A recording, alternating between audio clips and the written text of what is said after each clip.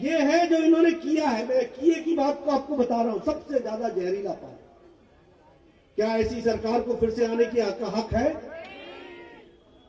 आप याद रखेंगे कि जो कहा वो नहीं किया। इन्होंने ये कहा था कि नहीं कहा था कि यमुना का पानी हम साफ करेंगे? कहा था कि नहीं कहा था?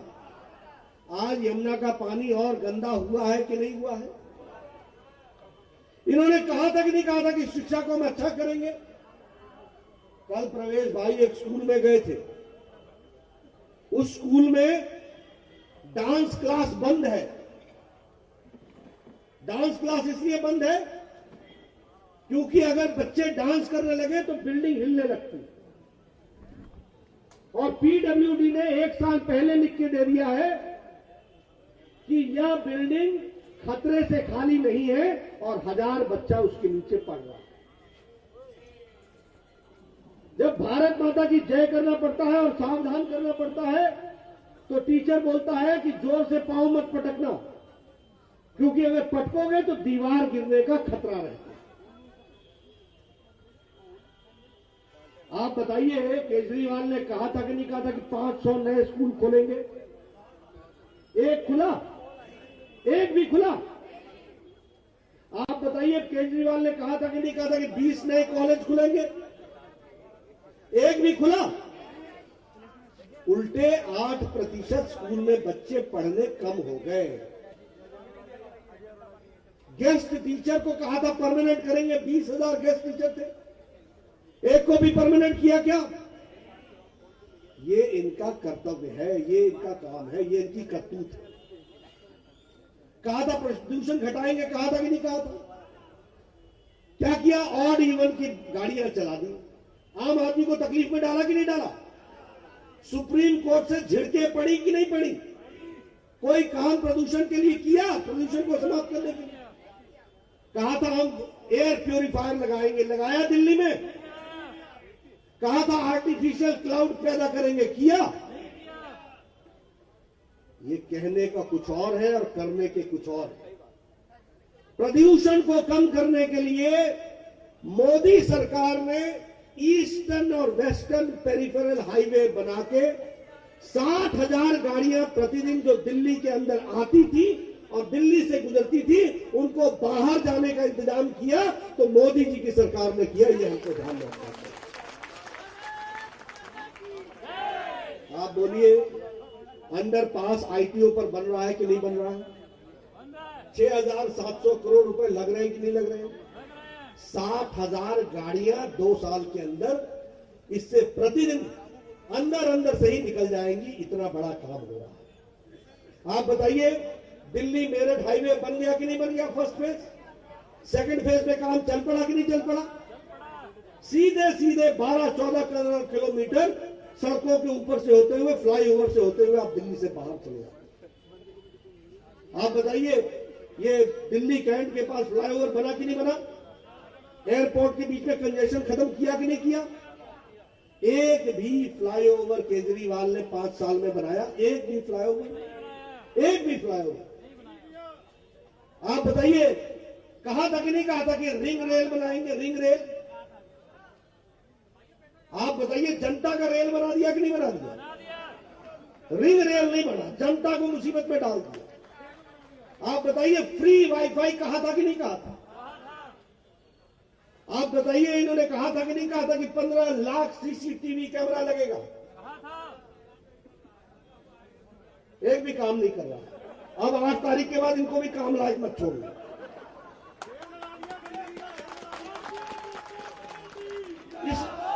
इसलिए मैं आपसे कहता हूं, आज मैंने एक ट्वीट किया है, 5,000 बसें नई लाने के लिए कहा था, 5,000। उल्टे डीटीसी के फ्लीट में 1,087 बसें कम हो गई। इसलिए इस आधार पर किसी को मत चुनो कि वो आगे क्या करेगा, इस आधार पर चुनो कि उसने पीछे क्या किया है। आयुष्मान भारत की बात हो रही थी, ये फ्री की बातें करते हैं, फ्री।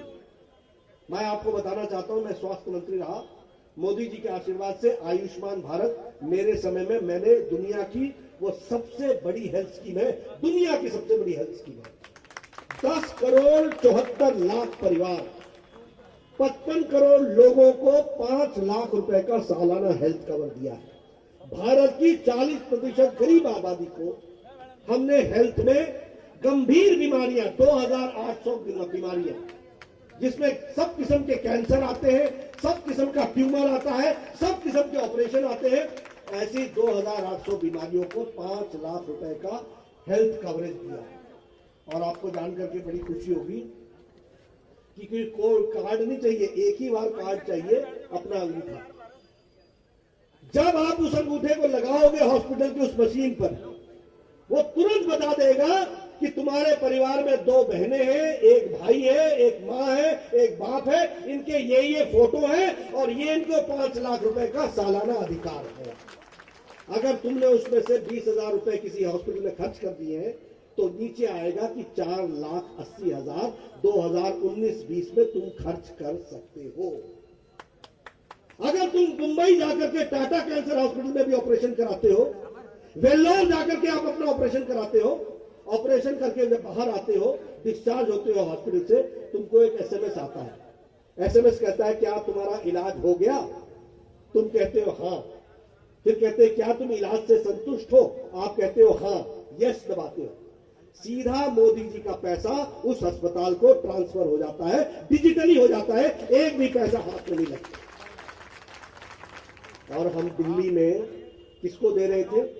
पहली स्कीम है ये, जो जाति के आधार पर नहीं है। ये पहली स्कीम है जो किसी के इनकम पर नहीं है, प्रोफेशन पर है। सारे रैग पिकर्स जो कूड़ादान में से प्लास्टिक इकट्ठा करते हैं, सामान इकट्ठा करते हैं, ऑल बेगर्स जो भीख मांगते हैं, जो ऑटो वाला, रिक्शा वाला, फेरी वाला, रेडी वाला, फेड़ी वाला, बार्बर, जूते बनाने वाला, कंस्ट्रक्शन वर्कर, मेसन, राजमिस्त्री, प्लम्बर, टैक्सी ड्राइवर का क्लीनर, क्लीनर का हेल्पर, घर में काम करने वाली मेड सर्वेंट, घर में काम करने वाला नौकर, इनको जो लोग ये प्रोफेशन करते हैं, ऐसे लोगों को दिल्ली में मैं 30 लाख परिवारों को यह स्कीम देना चाहता था।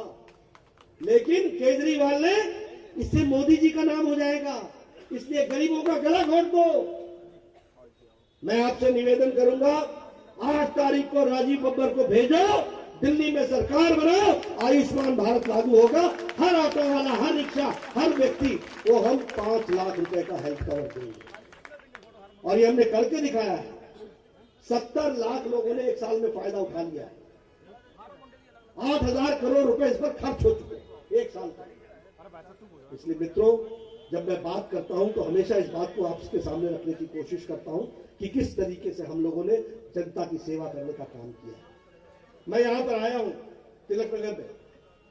हम सबको मालूम है कि हमारे सिख भाइयों के साथ 1984 में क्या हुआ।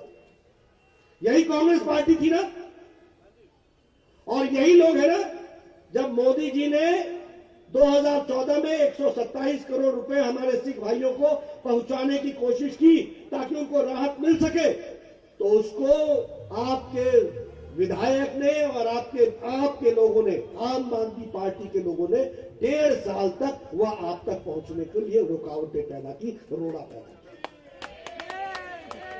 आप बताइए, 1984 से लेकर के 2019 तक सज्जन बाहर घूम रहा था कि नहीं घूम रहा? अंदर डाला कि नहीं डाला? अब ये लंबी लिस्ट है, इसके बाद और भी होगा, ये ध्यान में रखना। कोई नहीं बचेगा मोदी के सामने, कोई नहीं बचेगा, याद रखना। जिसने गड़बड़ी की है जेल जाएगा, जेल के सलाखों के पीछे रहेगा। आज सारी कांग्रेस पार्टी का नेतृत्व बेल पर है, कोई जेल में जा रहा है और आ रहा है, यही हालत है। इसलिए मित्रों, याद रखना, अगर गलत काम किया है तो मोदी जी के राज में वह बाहर नहीं रहेगा, ये ध्यान रखना। हम सिख भाइयों को भी बताना चाहते हैं कि ईमानदारी से हर बात को पूरा करने का काम भारतीय जनता पार्टी ने किया, हर इशू को ईमानदारी से किया और आगे भी ईमानदारी से करेंगे, ये भी आपको विश्वास दिलाना चाहिए। आपने 2019 में हमको चुनाव में मई महीने में जिता के भेजा। मैं 2014 से 2019 की बात नहीं करता, क्योंकि 2014 में आपने आशीर्वाद दिया, मोदी जी का आपको काम पसंद आया, आपने 2019 में फिर से सातों की सातों सीटें दिल्ली में हमको दे दी, 303 एमपी बना दी। लेकिन इस 8 महीने में मोदी जी ने वो करके दिखाया जो 70 साल में कोई नहीं करके दिखा पाया, वो काम करके दिखाया।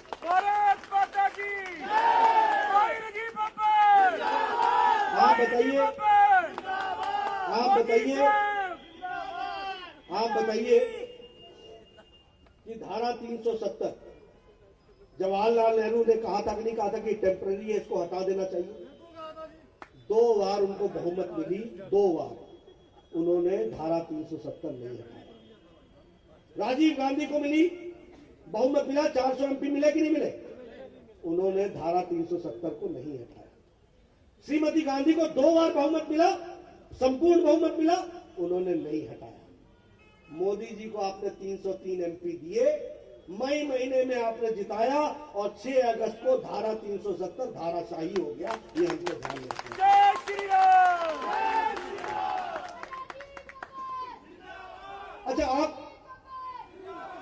अच्छा, आपको लगता होगा कि हम तो खुश हो गए, कश्मीर से कन्याकुमारी तक भारत एक हो गया, जम्मू कश्मीर के लोग शायद खुश न हो।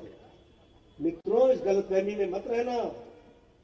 जम्मू कश्मीर के लोग, जम्मू कश्मीर का आवाम हमसे ज्यादा खुश है, क्योंकि 370 समाप्त हो गया है, इससे उनको आजादी मिली।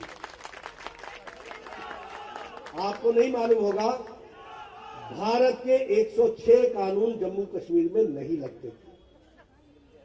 प्रिवेंशन अगेंस्ट करप्शन एक्ट, भ्रष्टाचारी विरोधी कानून भी जम्मू कश्मीर में नहीं लगता। इसलिए भारत सरकार का पैसा हलवा मांडा वहां के नेता खाए चलो, कोई पूछने वाला नहीं। अब धारा 370 हटी है, इंक्वायरी शुरू हुई है, पहली बार वहां के नेता या तो जेल में होंगे या बेल पर होंगे। अभी बीडीसी का चुनाव हुआ, आजादी के बाद बीडीसी का चुनाव, ब्लॉक डेवलपमेंट काउंसिल का चुनाव हुआ। आपको जानकर आश्चर्य होगा, 310 सीटों में सबसे ज्यादा बड़ी पार्टी जीत करके बीजेपी आई, 80 सीट मिले। कांग्रेस को 1 सीट मिली, पीडीपी और नेशनल कॉन्फ्रेंस चुनाव लड़ने से भाग गई, बाकी इंडिपेंडेंट जीत करके आए। और सोफिया जैसी जगह में 85% वोट पड़े और बीजेपी का कैंडिडेट सोफिया से जीता है, यह हम आपको बताना चाहते हैं। श्रीनगर में 100% जीत करके आए। इसलिए वहां के लोग आज मुख्य धारा में अपने आप को शामिल समझते हैं। आप बताइए, ट्रिपल तलाक हमने समाप्त किया कि नहीं किया? सुप्रीम कोर्ट ने कहा था कि नहीं कहा था कि इसको समाप्त करो? जब हम सती प्रथा बंद कर सकते हैं, जब हम दहेज प्रथा बंद कर सकते हैं, जब हम बाल विवाह बंद कर सकते हैं, जब हम बहनों को प्रॉपर्टी में बराबर का अधिकार कानून से दे सकते हैं, तो ये 13वीं शताब्दी का लटकता हुआ कानून मुस्लिम महिलाओं पर क्यों ट्रिपल तलाक चलने देते? मोदी जी ने इसको भी हटा दिया। और आप ध्यान में रखो कि पाकिस्तान में ट्रिपल तलाक कानूनन बंद है, वो इस्लामिक देश है। बांग्लादेश में ट्रिपल तलाक कानूनन बंद है, वो इस्लामिक देश है। अफगानिस्तान में ट्रिपल तलाक बंद है, वो इस्लामिक देश है। टर्की में ट्रिपल तलाक बंद है क्योंकि कानूनन बंद है, लेकिन इस्लामिक देश है। ईरान में बंद है, मलेशिया में बंद है, इंडोनेशिया में बंद है, टर्की में बंद है। ये सारे इस्लामिक देश हैं, यहां ट्रिपल तलाक बंद है। और हमारे भारत में जो धर्मनिरपेक्ष देश था, यहां ट्रिपल तलाक चालू था। मोदी जी ने उसको हटा दिया। मोदी है तो पूरा करके दिखाया है। अभी हमारे यहां पर मुझे बताया गया कि अफगानिस्तान से आए हुए लोग हैं, सिख भाई हैं, हमारे सिख भाई हैं। सिटीजन अमेंडमेंट एक्ट का विषय आया। मैं नहीं कह रहा, न्यूयॉर्क टाइम्स कहता है और वॉशिंगटन पोस्ट कहता है और रॉयटर कहता है कि there were 50,000 Sikh families in Afghanistan. 50,000 Today, only 2,000 families are there. Where have they gone? कहां चले गए? कैसे हुआ उनका उत्पीड़न? और वो लोग यहां 1990 से आकर के रह रहे, बेचारे यहां रह रहे, उनके बच्चों का एडमिशन नहीं हो सकता क्योंकि सिटीजनशिप नहीं है। वो इंजीनियरिंग नहीं पढ़ सकते क्योंकि सिटीजनशिप नहीं है। वो डॉक्टरी नहीं कर सकते क्योंकि सिटीजनशिप नहीं है। वो मकान नहीं खरीद सकते क्योंकि सिटीजनशिप नहीं है। 1990 से आकर के यहां बसे हैं। एक मुझे पाकिस्तान का डॉक्टर मिल गया, मैं स्वास्थ्य मंत्री था, कहने लगा मेरी उम्र 54 साल है, मेरी बहन को मेरे सामने अगवा करा करके ले गए और दुगनी उम्र के आदमी के साथ शादी कर दी। मैं गया, मैंने पुलिस स्टेशन में रिपोर्ट लिखाने के लिए कहा, तो कहा ये इस्लामिक देश है, तुम हिंदू हो, इसलिए तुम्हारी रिपोर्ट नहीं लिखी जाएगी, यहां से मुस्लिम की रिपोर्ट लिखी जाती है।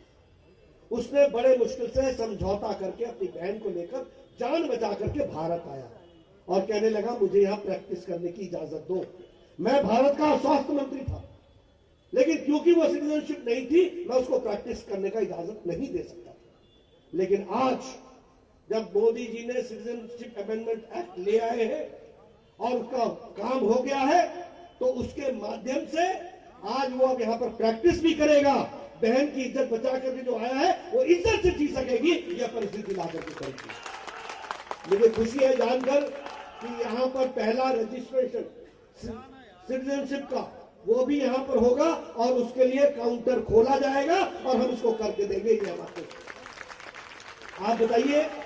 आप बताइए इनको नागरिकता मिलनी चाहिए कि नहीं मिलनी चाहिए? क्या कहते हैं कांग्रेस पार्टी के लोग, आप पार्टी के लोग, ये करोड़ों लोग आ जाएंगे। अरे आ नहीं जाएंगे, यहां रह रहे भाई। 2014 के 31 दिसंबर तक जो आया है उसको सिटीजनशिप दी जा रही है। फिर क्या कह रहे हैं, ये हमारे को यहां से हमारी नागरिकता ले लेंगे। अरे ये लेने का कानून नहीं है, ये देने का कानून है। और शाहीन बाग में इनको बैठाने वाला कौन है? और क्या होता है, मेरा दिल शाहीन बाग में है। वाह वाह, वोटों के खातिर तुम देश के साथ क्या करते हो तुमको समझ में आता है? मैंने कल एक प्रश्न पूछा है केजरीवाल से, मैं आपके सामने फिर से बोलता हूं। जवाहरलाल नेहरू विश्वविद्यालय में नारे लगे थे कि नहीं, अफजल हम शर्मिंदा हैं तेरे कातिल? नारे लगे थे कि नहीं लगे थे? कहा था कि नहीं कहा था?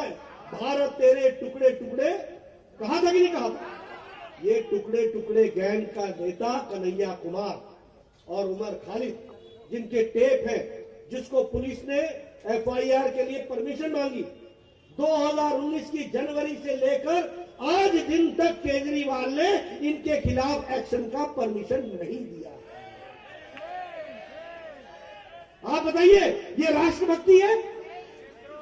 ये देशभक्ति है? ये है हाथी के दांत दिखाने के और खाने के और। ऐसा मासूम चेहरा लेके आएगा जैसे इसके बराबर का मासूम ही कोई नहीं,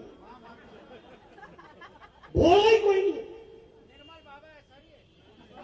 और क्या कर रहे हैं वो देखो, आप क्या कर रहे हैं वो देखो। बताइए, इनको जवाब देना चाहिए कि नहीं देना चाहिए? एक मुख्यमंत्री संविधान की शपथ लेता है कि नहीं लेता है? हम भारत की संविधान की शपथ लेते हैं कि हम जो कुछ भी करेंगे वो देश के हित में करेंगे। लेते हैं कि नहीं लेते? ये संविधान के रक्षक है, ये रक्षक है। बता रहे हो भक्षक है। इनको वोट पहले है, देश बाद में है। हम लोगों के लिए देश पहले है, वोट बाद में है। ये हमको ध्यान रखना चाहिए।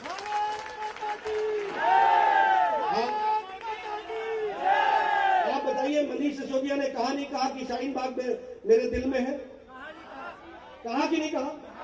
वहां शेरगिल ने भाषण दिया कि नहीं दिया कि आसाम को हम काट के रख देंगे भारत से, और ये चिकन ने कहे यहां पर हम दोनों तरफ डाला है, हम इसको कर देंगे? कहा कि नहीं कहा? वहीं से उसी जगह से भाषण दे, आप पार्टी के लोग समर्थन करें और देशद्रोह का भाषण हो। अगर मैं यहां से भाषण देता हूं और मेरे बाद आकर के कोई देशद्रोही इस मंच से भाषण देता है, तो मेरा उससे संबंध है कि नहीं है? यही संबंध आप पार्टी के नेताओं का, केजरीवाल का और मनीष सिसोदिया का इन लोगों के साथ है। और क्या कहता था कि 24 घंटे के अंदर अरेस्ट करो। अरे ये अमित शाह जी है गृह मंत्री, अरेस्ट तो हो गया, दिल्ली क्राइम पुलिस ने शेरगिल को अरेस्ट कर दिया। ये बात हमको ध्यान रखनी चाहिए। इसलिए मित्रों, मैं एक ही बात कहने आया हूं, भारतीय जनता पार्टी का अतीत हमेशा ये बताता है कि हमने लोगों की सेवा की है। आप बताइए, दिल्ली विकास से वंचित रही कि नहीं रही? आप बताइए, मोदी जी के नेतृत्व में देश आगे बढ़ा कि नहीं बढ़ा? आप चाहते हैं कि नहीं कि दिल्ली आगे बढ़े? अगर दिल्ली आगे बढ़ाना है तो एक ही रास्ता है, और सबका साथ, सबका विकास और सबका विश्वास करना है तो वो भारतीय जनता पार्टी करेगी। और उसके करने का जो मात्र रास्ता है, 8 तारीख को कमल के निशान पर बटन दबाकर राजीव बब्बर को फिर से हमको विधानसभा में भेजना है। इसके लिए हमको काम करना है।